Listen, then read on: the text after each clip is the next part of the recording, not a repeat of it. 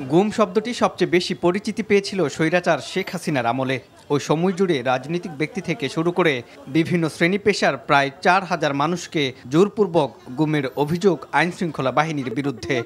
কি পরিমাণ যন্ত্রণা, কি পরিমাণ কষ্ট তারা আমার ভাইকে দিয়েছে। জুলাই গণ অভ্যুত্থানে হাসিনা সরকারের পতনের পর গঠন করা হয় গুম তদন্ত কমিশন। বেরিয়ে আসে চাঞ্চল্যকর সব তথ্য। খোঁজ মিলে দেশ জুড়ে গোপন বন্দিশালা, আয়না ঘরের অন্ধকার কুঠুরি থেকে মুক্তি পান অনেকেই। গুমের শিকার কয়েক হাজার মানুষ ফেরেনি এখনো।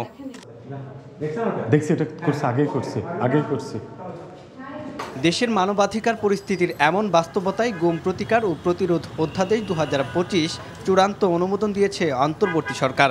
বুধবার প্রধান উপদেষ্টার কার্যালয়ে উপদেষ্টা পরিষদের বৈঠকে এই সিদ্ধান্ত নেওয়া হয়। প্রেস সচিব শফিকুল আলম জানান, সর্বোচ্চ মৃত্যুদণ্ডের বিধান রাখা হয়েছে নতুন আইনে। তদন্তের ক্ষমতা পেয়েছে জাতীয় মানবাধিকার কমিশন। গুম প্রতিরোধ এবং প্রতিকারের জন্য একটা ল আজকে এটা চূড়ান্তভাবে অনুমোদন হয়েছে।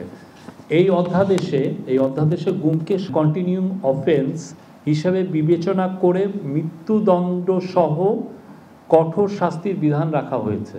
অভিযোগ গঠনে ১২০ দিনের মধ্যে বিচার সম্পন্ন করার বাধ্যবাধকতা রাখা হয়েছে জানিয়ে শফিকুল আলম বলেন, ভুক্তভোগীকে ক্ষতিপূরণের বিধানও যুক্ত করা হয়েছে অধ্যাদেশে। বিশেষ ট্রাইব্যুনাল গঠন, অভিযোগ গঠনের ১২০ দিনের মধ্যে বিচার সম্পন্নের বাধ্যবাধকতা, ভুক্তভোগী ও তথ্য প্রচারকারী ও সাক্ষীর অধিকার সুরক্ষা, ক্ষতিপূরণ এবং আইনগত সহায়তার নিশ্চয়তা প্রদান সংক্রান্ত বিধান অন্তর্ভুক্ত করা হয়েছে। ফিউচার জেনারেশন আর ইনশাল্লাহ কোনো গুম দেখবে না বাংলাদেশে। এই রকম এর চেয়ে বড় crime, it's a crime against humanity, এটা আর কেউ রিপিট করবে না, আমরা এটাই আশা করি। এটা একটা ঐতিহাসিক একটা অধ্যাদেশ। জুবায়ের প্রধান, এনটিভি নিউজ, ঢাকা।